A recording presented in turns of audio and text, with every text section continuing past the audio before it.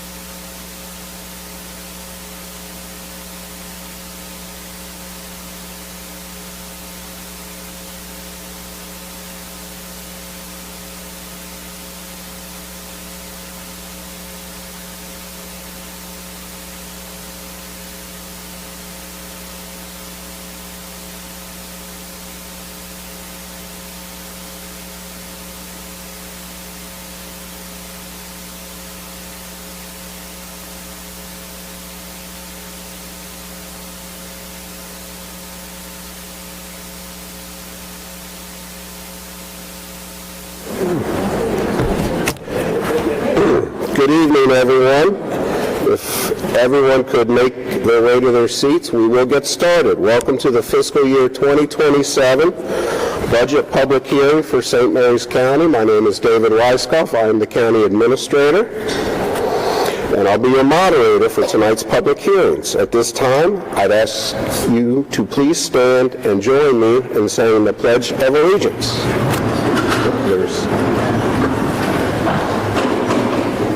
I pledge allegiance to the flag of the United States of America and to the republic for which it stands, one nation, under God, indivisible, with liberty and justice for all. Thank you. You may be seated. Now I'd like to take a moment to recognize some of our honored guests. But if you snuck in late, I might miss you. But I do know that we have Sheriff Steve Hall here. We have some Board of Education members. I saw Karen Bailey, Kathy Allen, I saw. Dorothy Andrews and Josh Guy, and Superintendent Smith and I think that's it, like I say. But I see plenty of the directors here, some members of boards here, and citizens. Welcome one and all. And thank you to everyone here tonight for taking your valuable time to come and share your thoughts on these important topics. We appreciate your feedback, and your participation is crucial to serving the best interests of our community. As a reminder, tonight's public hearings are being streamed live on our YouTube channel and televised on Channel 95. We ask that you please silence any electronic devices now to prevent disruptions to the broadcast. At this time, I will turn this over to Commissioner President Randy Guy to introduce the Commissioners of St. Mary's County and to provide opening remarks. Thank you, sir. Thank you, David. Good evening and welcome to our public hearing for the fiscal year 27 recommended budget-related topics.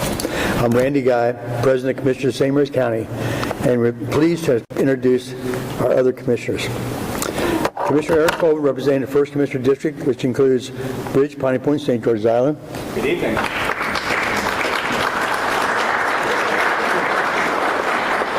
Commissioner Mike Hewitt, representing the 2nd Commissioner District, which includes Leonardtown, Hollywood. Commissioner Mike Alderson, Jr., representing the 3rd Commissioner District, which includes Charlotte Hall, 7th District, Golden Beach, and Mechanicsville. And Commissioner Scott Ostro, representing the 4th Commissioner District, which includes Lexington Park, some of California, Great Mills, and some of Hollywood. Tonight, as part of our budget hearing process, we are holding 3 public hearings. First, a proposal to increase the Bay District Volunteer Fire Department's tax rate.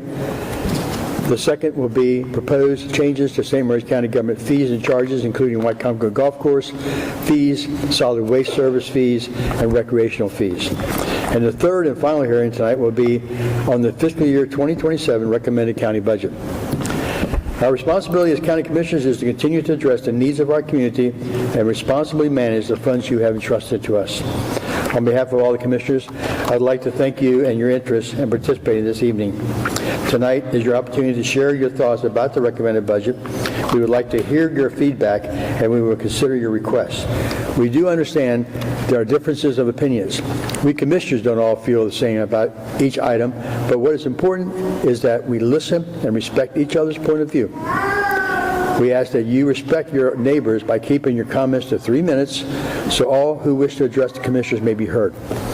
Before we get started, I want to introduce the county staff who will assist us tonight. David Weiskopf, our county administrator and moderator for tonight's hearing. He was already up here this morning. Vanetta Van Cleve, Chief Financial Officer. Tracy Rahan, our recorder for tonight. Julia Birch, our timekeeper. She's right down there with a little paddle in her hand. You see that go up, you better start quieting down. Jenna Guzman, our communications director. And last but certainly not least, our video production team, Amy Carter, who most times behind the glass in our room that you never see, and Daniel Trushore, who is also in communications, who are filming and streaming tonight's proceedings. I also want to thank our other staff from finance, PIO, and IT who worked hard to ensure a successful event. And finally, big thanks to St. Mary's County Public Schools for hosting us this evening. Vanetta Van Cleve, our CFO, will now present an overview of the proposed budget, and then our County Administrator, David Weiskopf, will guide us through our hearing tonight. Thank you for being here.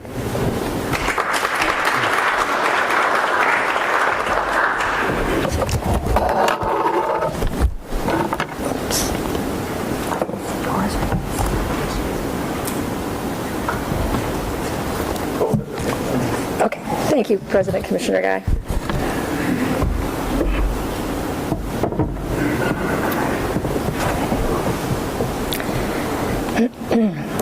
Good evening. I will be presenting a brief overview. Can you hear me? Okay. Of each of the 3 public hearing topics this evening, starting with the Bay District Fire Tax increase and concluding with the recommended St. Mary's County budget. The Bay District Volunteer Fire Department has proposed an increase from 0.05 to 0.056 cents to support ongoing operational and maintenance cost increases as well as purchase of new apparatuses. A public hearing was held February 24th where they received 6 attendees. There are several departments requesting changes to fees within St. Mary's County.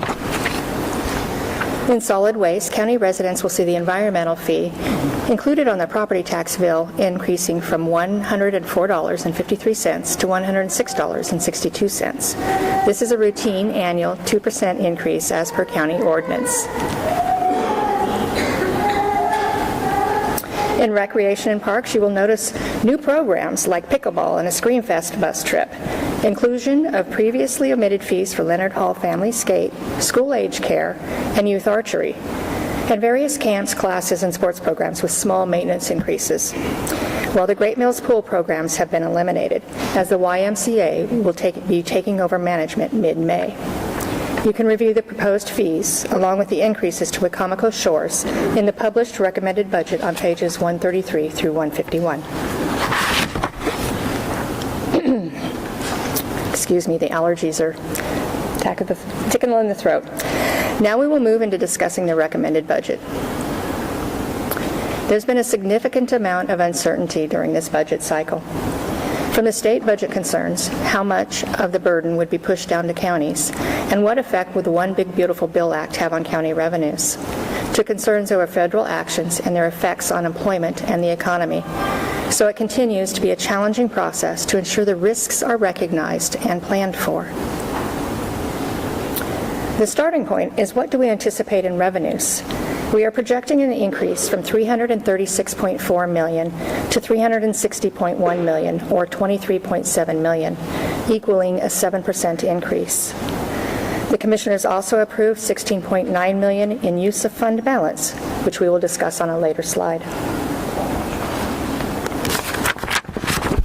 Some items that were taken into consideration in the projection of revenues include growth of income tax from the tax rate change and the effect of the OBBBA on income tax revenue.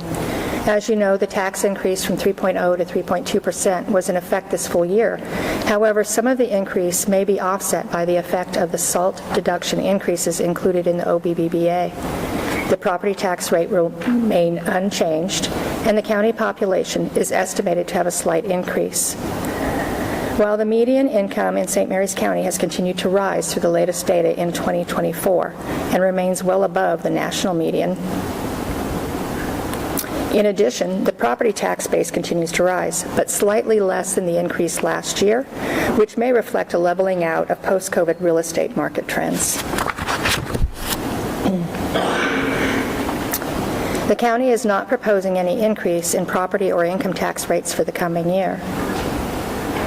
During this budget cycle, the Commissioners set the priorities of public safety, employee retention, and support for our schools, teachers, and students, which are reflected in the recommended budget expenditures, while ensuring adequate funding for identified economic risks and remaining good stewards of the public resources. Supporting the retention priority, the budget proposes annual salary maintenance of 2% and 2% COLA, and 2.5% STEP. It also includes the third of 3 increases recommended by the compensation study of 3.66% for county merit scale employees, an additional step to the sworn scale, and a market adjustment of 1% for corrections, honoring the county's commitment to incrementally bringing wages up to market.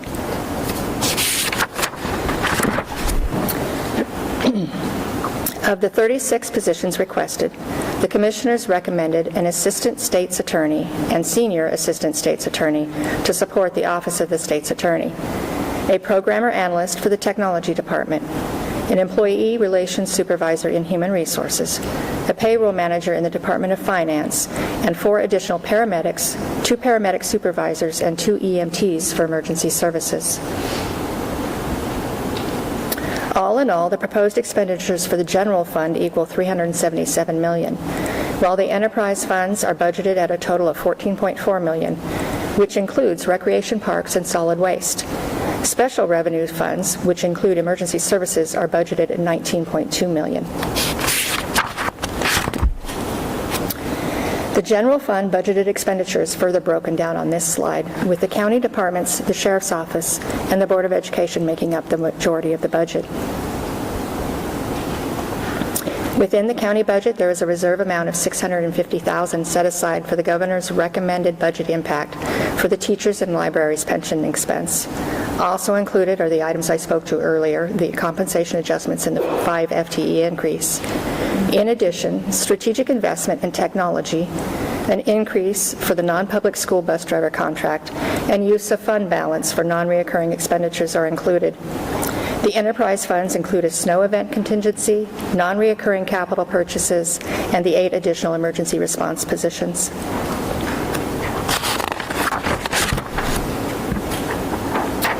While the county's policy is to maintain a minimum of 15% of revenues in reserve, it currently has a 21% reserve. As just discussed, this budget includes the use of some of the undesignated balance. This includes $10.2 million for non-reoccurring equipment and capital purchases, including replacement vehicles for the Sheriff's Office and upgrades to communication systems for emergency services, a $1 million snow event reserve, $1.1 million in grant awards to local nonprofit agencies, and $4.7 million in enterprise fund support. Moving on to the capital plan, the fiscal year 2027 plan is to invest $76.5 million in the community, which is supported by $35.6 million in federal and state funding, including highways at $14.1 million, public facilities and land at $18.8 million, recreation and parks at $6.9 million, and schools at $36.7 million, with planned additional investment from fiscal year 28 through 32 of $396.9 million. You see listed here the major projects for next year, including the Emergency Operations Center, Sheriff's Headquarters, and 2 high school projects, again, reflective of the priorities set by the commissioners. The funding plan for capital includes debt issuance, with $60 million planned in fiscal year 2027. As a policy, the county debt service as a percentage of revenue should be below 10%, with the most recent audited amount of 4.81% is well within policy. Debt as a percentage of assessed value by regulation must be below 1.89. The most recent audited amount of 1.22 is well below the limit.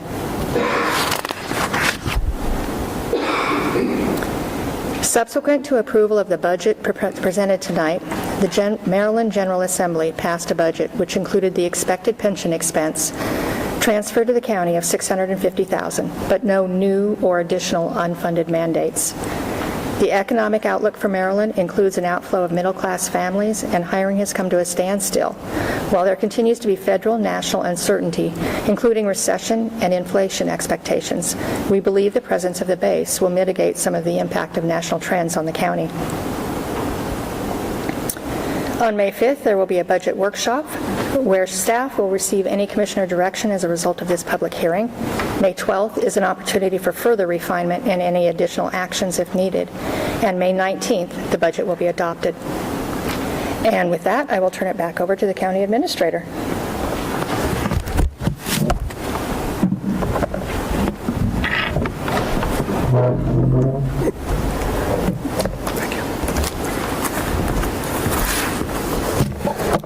Okay.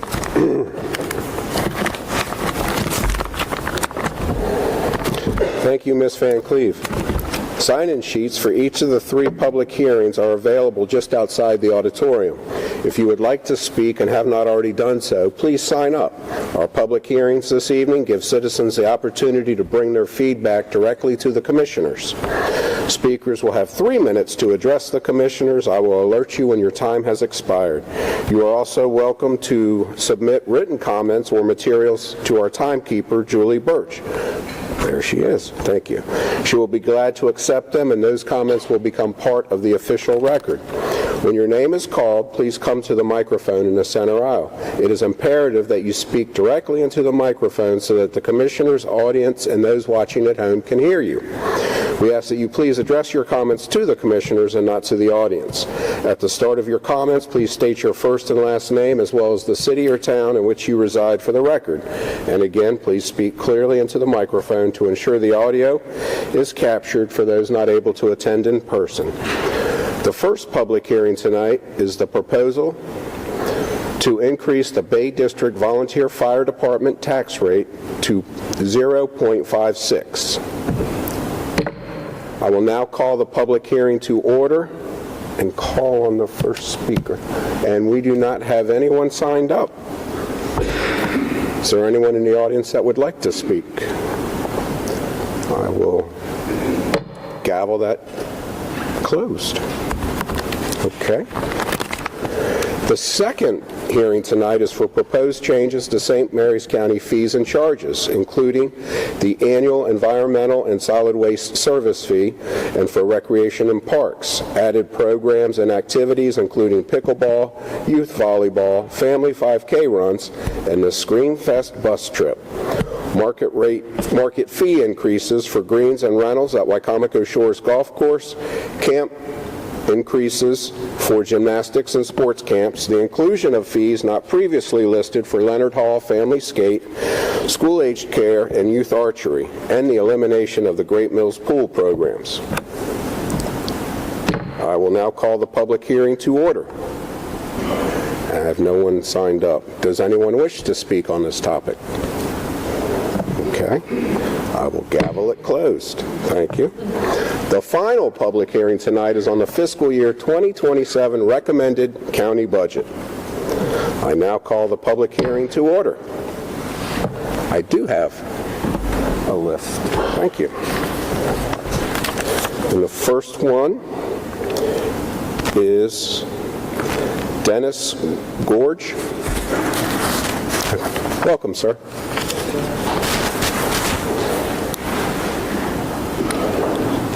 Good evening. My name is Dennis Gorge. I reside in Lexington Park, Maryland. Commissioners, thank you for this opportunity to speak tonight. I'd like to speak to you tonight as a volunteer paramedic within St. Mary's County. So I've been a volunteer paramedic and a pre-hospital care provider for a long, long time. For over 50 years, and I'm really proud to be a part of the St. Mary's County Advanced Life Support Unit. This organization provides an essential community service. But this isn't, tonight's not about me, it's about the organization, and it's about making sure that we provide the necessary financial resources to support this organization. So prior to COVID, SMALS, the St. Mary's County Advanced Life Support, was the sole provider for ALS in St. Mary's County. The pandemic took its toll on the medical community, and volunteer EMS was not immune. Understandably, the county was compelled to establish a paid system, augmenting the struggling volunteer system at the time. Now today, the Department of Emergency Services, the Rescue Squad Association, the Emergency Services Board, and SMALS all play an important part in organizing EMS in the county. The boots on the ground, the folks providing advanced life support, paramedic service, are DES and SMALS. Now, we partner and we work jointly together to provide this critical component. Today, volunteers continue to provide an important component for ALS service in the county. And last year, SMALS contributed over 10,000 volunteer hours. SMALS provides the umbrella from which all volunteer paramedics practice within our county. Most of our service is provided through using rapid response vehicles. Now, I hope you had an opportunity we have some vehicles here tonight as well as personnel. I hope you had an opportunity to see them and perhaps to chat with some of our personnel. While on duty, these units provide an important resource for responding to emergency calls. Our organization has served the county for over 40 years. We've faced numerous changes, including ever-increasing call volume, personnel shortages, staggering training requirements, equipment obsolescence, and growing operations cost. As you know, the organization does not solicit funds and does not do fundraising. We're totally dependent on the county for our operational needs. We were encouraged from the March 24th budget meeting as well as tonight to see that funding EMS, volunteer EMS, is a priority with this commission. We are concerned, however, that none of our requests for the additional funding that we need to cover operational costs are being funded. I hope this is just an oversight, perhaps confusion with the complexities of different of the DES and the SMALS budget needs, and I ask that you reconsider the requested increases for SMALS operating cost. Thank you for your continued support for this essential community service. It means the world to a volunteer. Thank you. Thank you, sir. Next up is Miss Elizabeth Carroll. Welcome.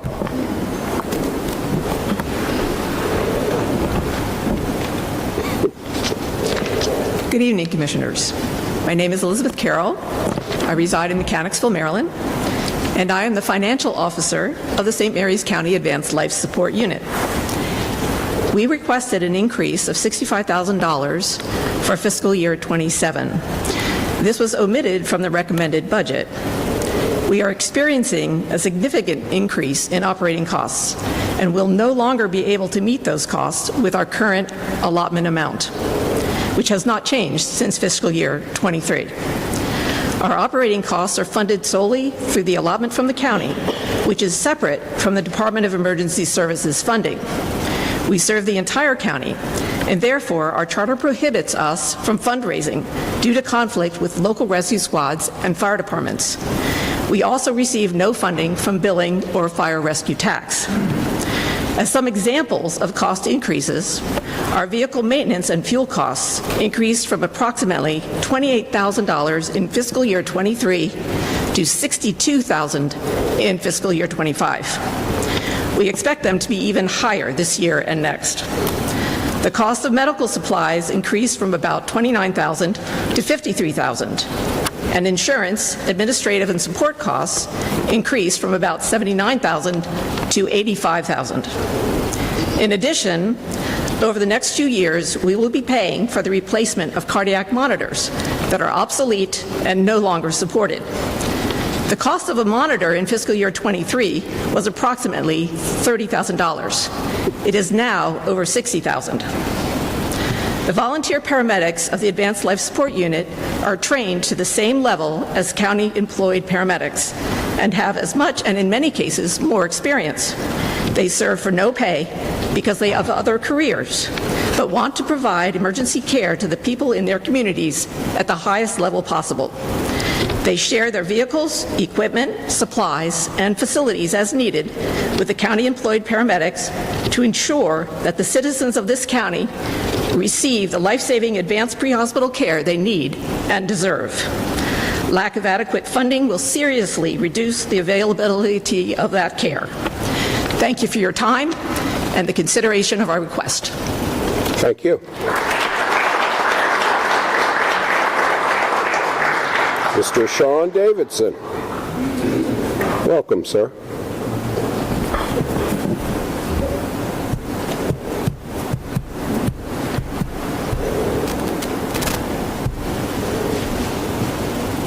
I didn't write anything down, brace yourselves. I'm Sean Davidson, my home's in Lexington Park, and I'm honored to serve as the volunteer EMS chief for St. Mary's County. We've met. I wanted to talk to you a little bit this evening about what it is that St. Mary's ALS contributes to us as a system. My role in this system is to make sure that all the kids are playing nice in the sandbox, right? My mission here is to make sure that when a person picks up the phone and calls 911, the people who are showing up know what they're doing, have the best stuff to do it with, and will show up in a timely fashion. That's my spot. That's my pivot. And one of the things that we've been working really hard on since I became the chief through the RSA 9 years ago now is building out partnerships amongst the departments to meet that need in the county as a whole. It's looking at that 50,000-foot view and looking at the request from SMALS for an increase from you guys from that 50,000-foot view. I think it's really important for you to understand that, like Liz said, they're not in a position to be able to fundraise outside of the fund stream from you. But they are also providing services that no other department in the county is situated to do. As a, for instance, we have a vending machine that is kept in the EMS room at St. Mary's Hospital, which we restock supplies and medications. SMALS manages that for us. So everything that's in it is there because volunteers from SMALS take care of that.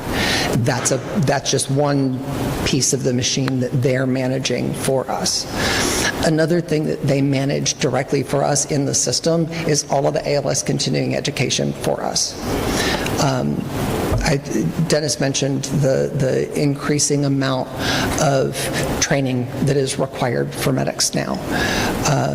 It's a lot. And there's a significant requirement for continuing education and skills proficiency. One of the mandates that I have from our new medical director is to guarantee skills proficiency. The state has an ALS training grant that is available, and for the better part of the last decade, we've been able to rely on the largesse of our regional partners in Prince George's and Montgomery County not taking advantage of those training grants so that more money was available for us in the smaller Southern Maryland jurisdictions. Since COVID, those large jurisdictions can't forego that money anymore. So this year, SMALS only got half of the ALS training grant that they submitted for. Mr. Davidson, if you could wrap up. Yes, sir. So the request that they've made to you is, in my opinion, a reasonable one. It helps to offset some of the places where losses have been experienced because of state funding issues. And I'm just going to close by pointing out to you that I've had the opportunity to speak to you many times over the course of my career in leadership in the system. And every time I've made a prediction and made a suggestion about how you needed to spend your money, it ended up coming true anyway. So remember that, and thank you for your time. Thank you, sir. Connie Klein.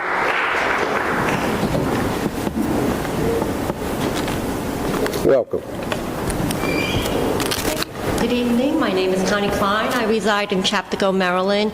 I am a volunteer at the St. Mary's County Animal Shelter, and thank you for your time. It has been 9 years since the county initiated a survey to replace the Tri-County Animal Shelter in Hewittssville. The county invested over $8 million to build a state-of-the-art facility.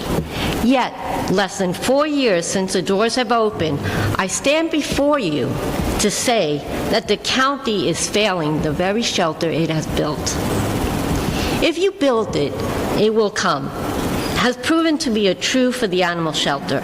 Since the opening days, the animal shelter intakes have surged, and against all odds, the volunteer performance metrics have improved. Length of stay for the animals have decreased. Euthanasia rates have steadily declined, and adoption rates have increased. The success is not the byproduct of this building itself. It is a direct result of the dedicated staff working the front lines. The data itself speaks for itself, yet the recommended budget that you are considering completely falls short of supporting the operational realities of this great work. It took almost a year to secure a part-time veterinarian. The data and the daily operational needs strongly support that this position needs to be converted to a full-time position. Funding a full-time veterinarian is an investment with massive returns for the county. A full-time vet dramatically lowers the exorbitant costs associated with outsourcing. The shelter would save money by eliminating the need to transfer dogs and cats to outside private clinics for routine procedures and provide post-op care and in-house medical treatments. The shelter desperately needs a clinic to operate efficiently, but without a full-time paid veterinarian on staff, this critical capability is impossible. We urgently need personnel to serve the growing demands of this facility. I ask this, Commissioners, what happens when the shelter simply does not have enough staff or resources to provide basic human care for the animals? Do you simply close the doors to an $8 million facility? You committed $8 million to this facility. I am asking you today, please make the necessary commitments to fulfill the demands of this shelter. Please provide a full-time position for the veterinarian. Provide the staffing levels required to keep the doors open and protect this county's investments. Thank you so much for your time. Thank you. Next is Doug Isleb.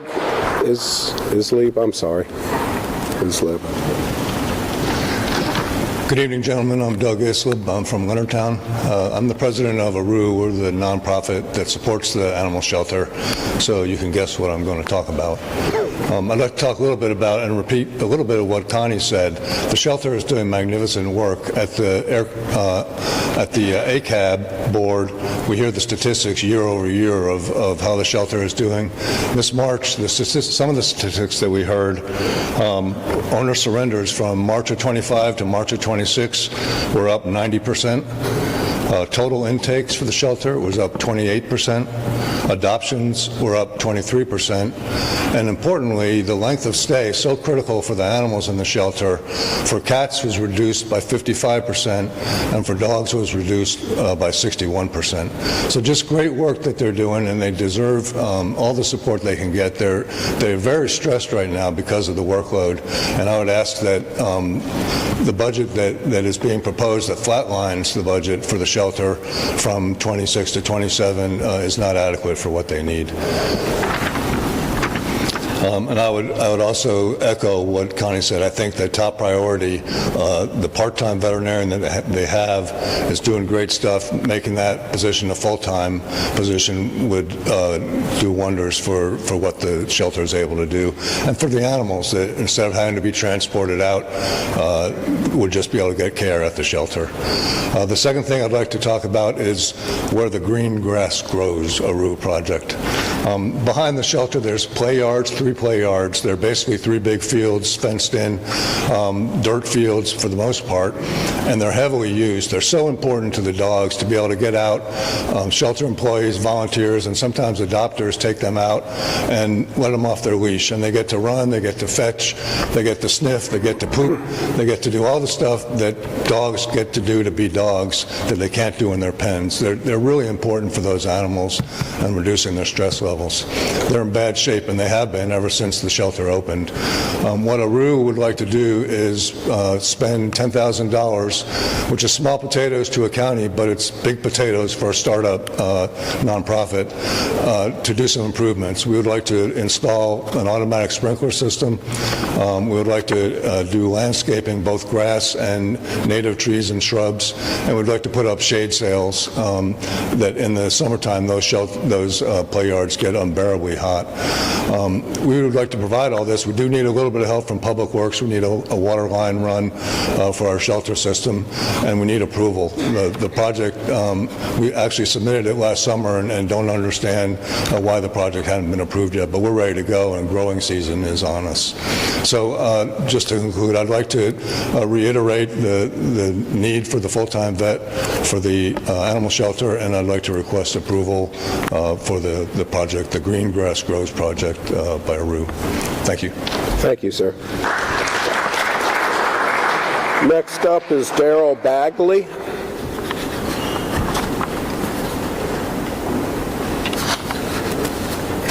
Welcome.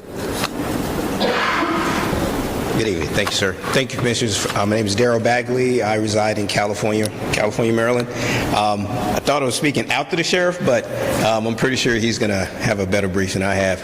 I just wanted to touch on and say I respectfully request that his recommended budget be approved, and to touch on the comments you made, Mr. President, at the beginning of your opening remarks about how meeting the needs of the community. I think this budget does. The county has already invested in the careers, the training for the members up top and bottom for the Sheriff's Department. So now I think investing in their future as far as lifestyle, being able to take care of their families would be a big win, and also keeping that talent in the county. So we constantly see that turnover. They're trained, they're proficient in the job, and then someone else grabs that talent. So keeping them in that county would be beneficial to us as a citizen and part of the Sheriff Citizen Advisory Board, but more of resident of California, Maryland. I've been here for about 10 years. So I thank you for your time, sir, and I respectfully request that you approve that budget. Thank you. Thank you, sir. Next up is George Hale.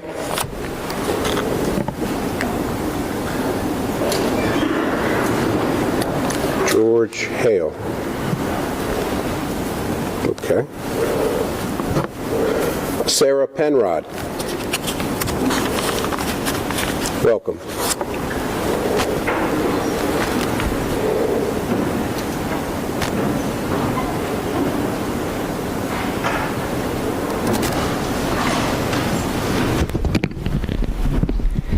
Good evening, Commissioners.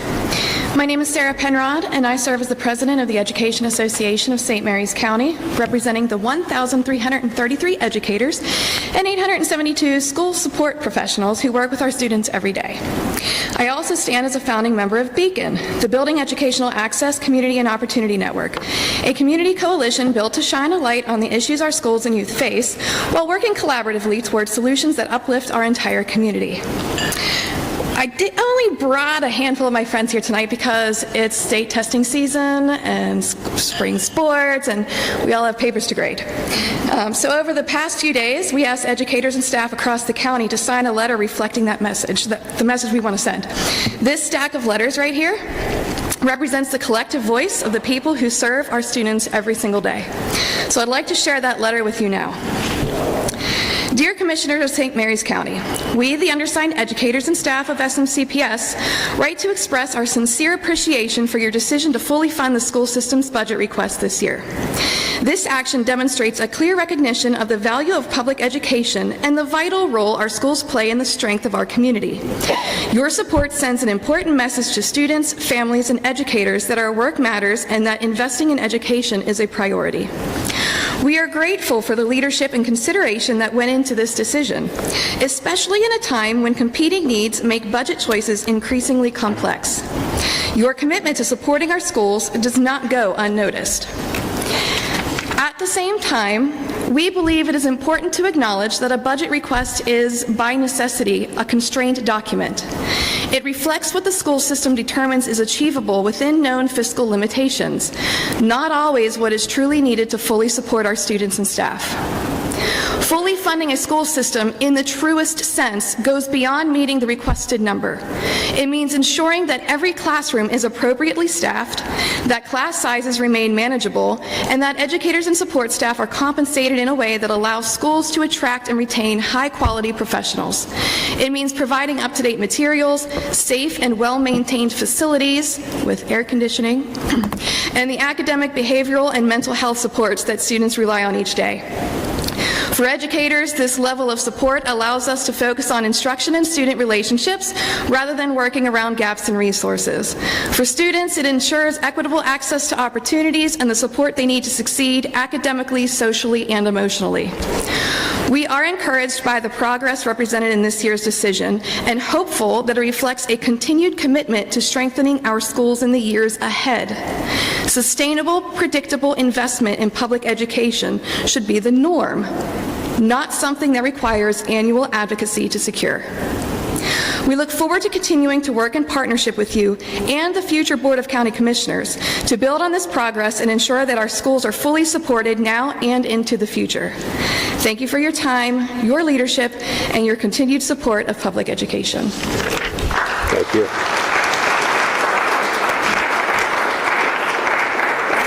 Next up is Brian Glasper.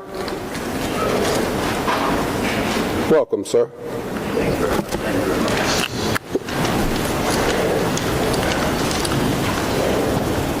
Bit down a little bit. My name is Brian Glasper. I live in Lexington Park, Maryland. I am here as an educator in the school system, also an easement member. Good evening, Commissioners. I want to begin by sincerely thanking you for funding the superintendent's request. Your support sends a clear message that you value the people who show up every day to serve our students and our community. This decision matters, and it is appreciated. But I need to be clear. While fully funded is a step forward, it is not enough. The work is not done. This moment is not the finish line. It is a step forward. There's still more work to do to ensure that our schools, our educators, and most importantly, our students have what they need to succeed. Our schools still carry real needs. And our students, our children, are counting on us to do better than just enough. This is where leadership matters. As Malcolm X said, education is the passport to the future, for tomorrow belongs to those who prepare for it today. Right now, we're deciding how strong that passport will be for every child in the county. This is where leadership matters. We have an opportunity and a responsibility to lead by example. So let's show our children that education is not just important, but essential. Not as a line item, not as something we get through each budget cycle, but our highest priority because that is what it should be. A great education is not something you can measure only in dollars. A great education is priceless. It is the foundation of future success. It opens doors, builds confidence, and shapes the kind of community we become. And the truth is, we don't get a second chance to get this right for our students.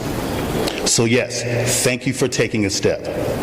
Now I'm asking you to keep going, to continue investing, to prioritize, to match words with action.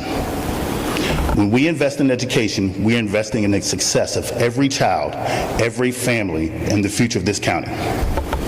Thank you for your time and for your continued commitment to do what is right for our students. Because in the end, the question won't be what we saved. It will be whether we chose our children or settled for less. Thank you. Thank you, sir. Next up is Sheriff Steve Hall. Welcome, sir.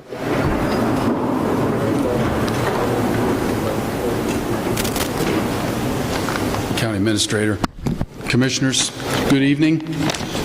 Last year, about this time, I recall standing before you, and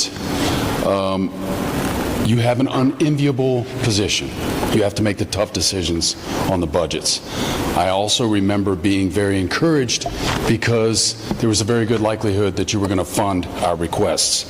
And we were very excited because that funding we were hoping was going to help bridge the gap with the serious vacancies that we were encompassing and dealing with. I am so happy to report to you tonight that our vacancy gaps have significantly decreased.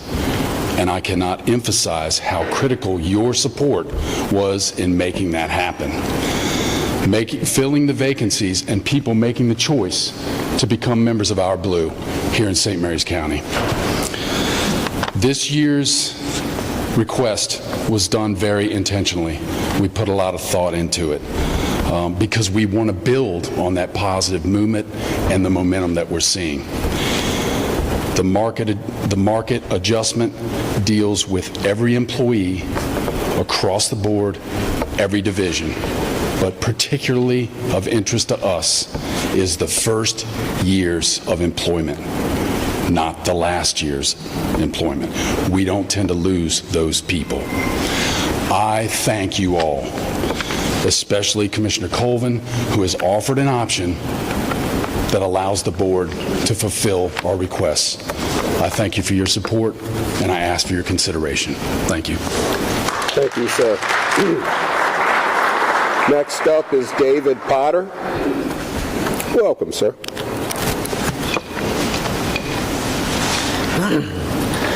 Good evening, Commissioners. My name is David Potter from Leonardtown, Maryland. I've been a deputy with the Sheriff's Office for 16 years. I'm the newly elected president of the FOP Lodge 7, representing the men and women of the St. Mary's County Sheriff's Office sworn law enforcement and correctional officers.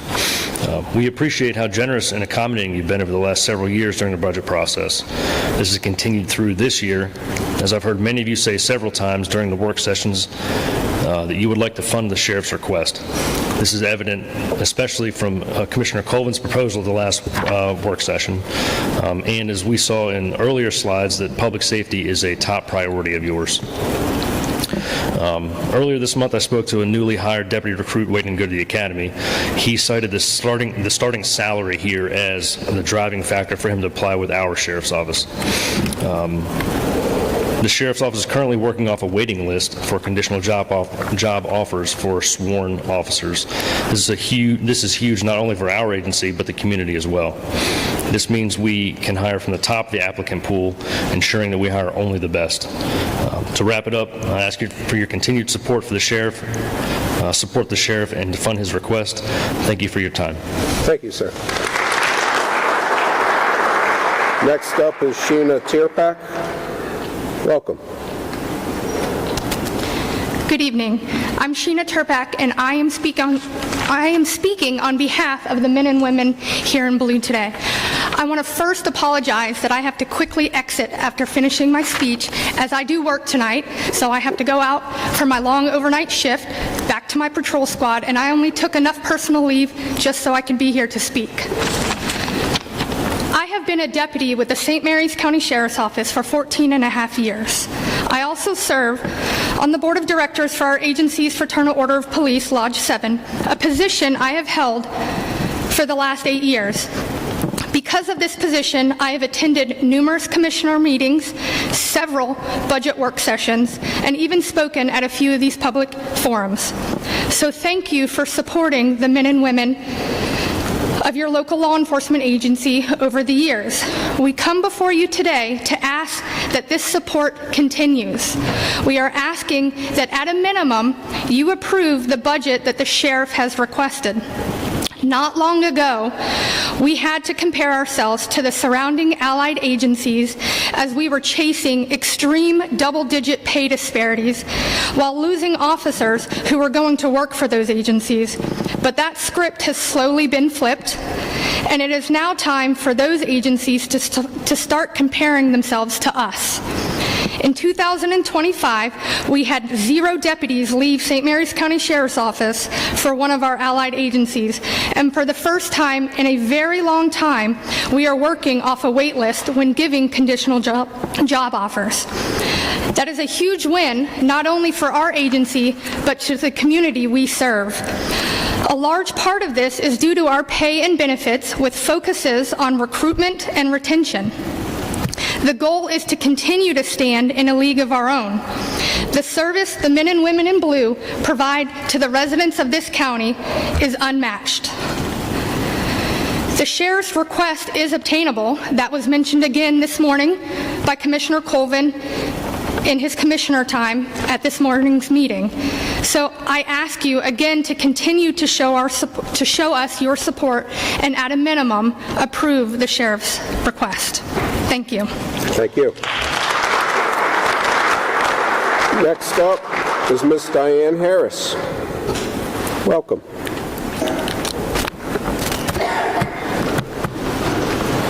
Hello, I'm Diane Harris, Mechanicsville.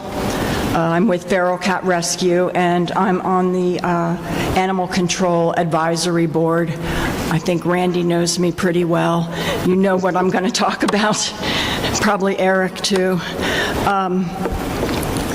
I want to support the shelter, and I'm grateful that you provided us with this shelter, but I can really see that we need a full-time vet there, and I think the figures are that it will cost $95,000 in benefits and extra money to get a full-time vet at the shelter, and we're already spending, or the proposed, the amount they see happening is $125,000 going out of county to Paw Prints Animal Hospital, where all the cats and dogs have been spayed and neutered, and other services.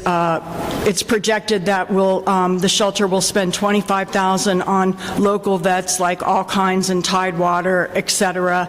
And it's just financially, that just makes sense to make the vet full-time. You can have all your cats and dogs spayed and neutered right at the shelter. That doesn't even count all the money they're spending on time and gas going up to Waldorf or going to a local vet.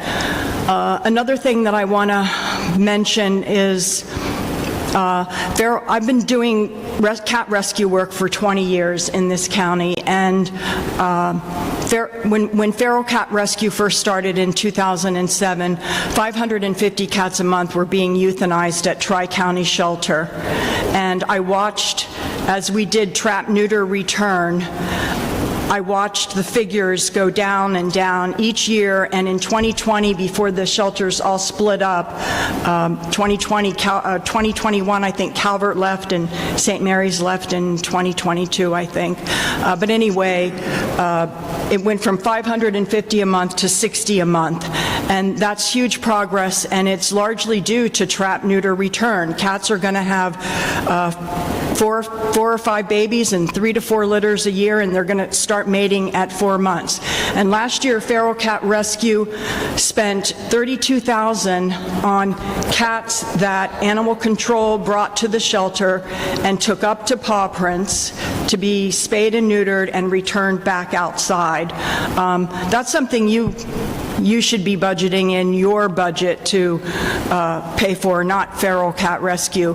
We spent $180,000 last year total on cat rescue, and $150,000 of it was vetting cats. And we vetted 1,270, probably 1,280, because I'm still getting bills from last year. I got a few this week, but I've been saying 1,270, but it's probably about 1,280 cats last year. And if you multiply 1,280 cats and you think about if half of them are female, all those litters that would be happening. If Feral Cat Rescue disappeared, or I decided to do something different with my retirement, which Ms. Harris, if you could wrap up. Anyway, you know where I'm going with this. Please support the shelter. Please support Trap, Neuter, Return. Thank you.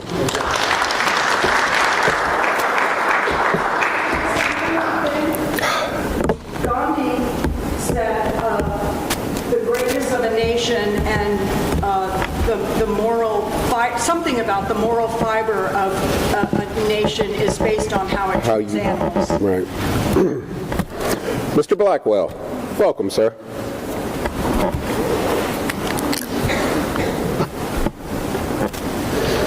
Good evening. I'm Michael Blackwell, Director at St. Mary's County Library, and I reside in beautiful Tall Timbers, home of the world's best stuffed ham. I'd like to start by thanking you for the generosity you've shown this year and really the past 3 years. It's been tough budget times, but you've been good to the library, and you've helped us close what was a yawning budget gap, a pay gap between us and the Calvert and Charles librarians, and for that, our 75 employees are deeply grateful to you. This year, you've also given us extra money for utilities, the costs of which have risen considerably, so that we can keep our buildings fully open and offer those free meeting rooms and study rooms that are in such high demand. So I thank you for that. And having thanked you, I'm now going to proceed to ask you for more money. What a surprise. We do have two costs that are being passed down to us this year because of the state budget, and the first is related to pensions. The state was picking up educational pensions for the librarians fully. Some of that cost is now being passed down to us. Now, I don't know if it's going to get charged to you or charged to the library, but because we have separate finances from the county, I suspect it's going to come to us. And that's $16,430. The second is associated with the Family Act. I'm not criticizing the Family Act. It's very well intended. It will provide partial pay for medical leave for employees. And that's just a great thing. However, we're not being given any money to offset our part of that cost. And for fiscal year 27, we're anticipating that's going to be $18,000 additional for the library. So that total cost is $34,430. That's nice to have, but we could pinch pennies. Oh, excuse me, we don't have pennies anymore. We can pinch nickels and try to find some way to make that up. Where I'd really like help from you is with books. What a huge surprise. A librarian thinks that the county might like books. But the cost of print books, and especially of digital books, has risen 10 to 20% since the pandemic. Now, we do buy books and we license digital content with the money from our Friends of the Library book sale, which is coming up this weekend, and I hope you're all going to come out and buy lots of books so that the library can buy still more books. However, that doesn't cover all of it. And unless we can get more money every year because the cost raises, we offer less and less. So on behalf of the citizens of St. Mary's, please give us $50,000 additional for books. Each book that a person checks out saves that person somewhere between $10 to $30, depending on the item, even more for something like a digital audio book. And if you figure that our books can get checked out as many 20 times a year because they're shared, that $50,000 is probably going to bring back at least $200,000 to $250,000 savings to the residents of St. Mary's County. Now, that's a lot of learning. Wrap it up, Mr. Black. Sure. So please, on behalf of the residents of St. Mary's County, do give us that to support the growth of young minds and also of older people who might be on a fixed income who still love a great book. Thank you so much for your consideration. Thank you, sir. Next up is Miss Anne Marie Abel. Welcome. Good evening, Commissioners. My name is Anne Marie Abel from Leonardtown. I'm a Democratic candidate running for Commissioner President, and I appreciate this opportunity to speak. I'm glad to see you have agreed to recommend the budgets proposed to you by the county departments, public safety, and especially the school boards. It's nice to hear those thank yous this year, an election year, instead of begging and pleading from the educators and school families and community supporters, something that's become a ritual at this forum every year for the past several years, except this year, an election year. So I'm wondering, does this year's Commissioner's decision to accept the school board's request reflect a sincere break in the pattern of past decisions and statements made about flat funding and maintenance of effort for the years ahead? Tell us, does it move us up from 23 out of 24 in per student spending? Even though you've changed it up for this election year, missing is the opportunity for needed discussions about what our ideal public education system would be without constraints or budgeting to a given number. All of us should always be asking what-if questions about the possibilities of making our public school system better. For example, everyone agrees we'd have better outcomes with lower teacher-student ratios than the 1 to 30 or so that we have now. What if we had 1 to 20 ratio What would our schools look and feel like? What are the benefits as measured by student outcomes and educators' retention? What would it take to achieve this goal and ensure it's sustainable? What if we continue to settle for our current state? Staff reductions absolutely make it harder for us to achieve better teacher-student ratios and close student service gaps. Across the last several years, we felt the reduction of over 80 positions in education staff. This year, all 12 social workers are at risk. The Board of Ed has found funding for only 8. 4 same duties, 4 reclassified, and 4 people that have to find other jobs. As I see it today, in an election year, it's just a pause in the typical pattern. Getting by versus getting better. This, my friends, is the status quo of results we need to reject and replace with community-centered leadership, asking what-if questions, and acting to deliver better educational outcomes. Thank you. Thank you. Mr. Scott Smith, welcome.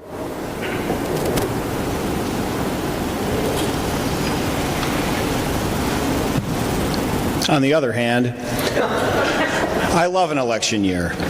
As Sean Davidson said, we've met. Scott Smith, Leonardtown High School, St. Mary's County Public Schools. I come before you on behalf of the Board of Education, and specifically to thank you on behalf of the Board of Education for fully funding their requested amount for the upcoming 2027 school year.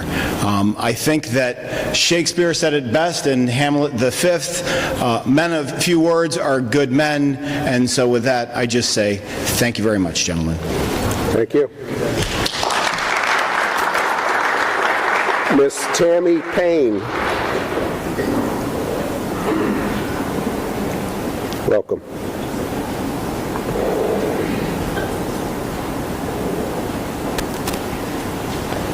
Good evening, and my name is Tammy Payne, but I'm not here as an educator tonight. I'm here as a county citizen. I live at 23262 Oak Crest Lane, California, Maryland, 20619. So I want to thank you guys for funding the education budget. But let's please remember that with the Maryland Blueprint being fully implemented as required, it's going to take more than what you have funded to make this happen. We cannot simply fund the budget, but we have to look forward so that we can see the constraints that are being placed on a school system that is asking. And this year you have fulfilled what has been asked. However, in the future, our young people need you to go above the maintenance of effort and not just minimally budget, but think forward to what their futures are going to look like. And to show them that they are important by going above that maintenance of effort and being proactive instead of educators and citizens having to be reactive. I just ask that you really contemplate and read the document. If you haven't, it's a lovely, time-consuming read, all 290 whatever pages it is. Read it and see what the politicians have put into play without funding it, and see how we're going to make this work. Thank you. Thank you. And that is all who have signed up to speak. Is there anyone else in the audience? Okay, seeing none, I will gavel this meeting closed. Well, not this meeting, this public hearing closed, and turn the mic over to Commissioner President Guy for closing remarks. Almost a minute. Oh my, thank you. Thank you, David. On behalf of Commissioner St. Mary's County, I'd like to thank you for your joining us this evening. Please remember that our public comment period for the 3 hearings that you heard tonight will remain open for 1 week until 5 p.m. on Tuesday, April 28th, Please visit the county website and click Public Hearings for more information. The commissioners will conduct budget work sessions on the afternoons of May 5th and May 12th in our meeting room at the Chesapeake Building in Leonardtown. The public is welcome to attend. These meetings are or can be watched on Channel 95 or our YouTube channel. We will adopt the final budget and set the tax rates on May 19th, 2026. I'd like to say I've enjoyed this for 12 years. This is my last public hearing for the budget. And we have fully funded the schools every year. Matter of fact, millions over their maintenance of effort. And I believe firmly in education. I also firmly believe in law enforcement. We funded them fully, finally, got them to a good stage right now where recruitment is up and we're almost fully staffed. So I really feel that as a commissioner president, I've done my job for the county. And I tell anyone running for public office, remember your government in this office serving the people, regardless of your party affiliation, is serving the people of the county. We provide the best services we can. That's part of our job. And I feel confident that the last 3 boards that I've been under have done a really good job. And I thank you all very much for being here tonight. Thank you and good night. Meeting adjourned.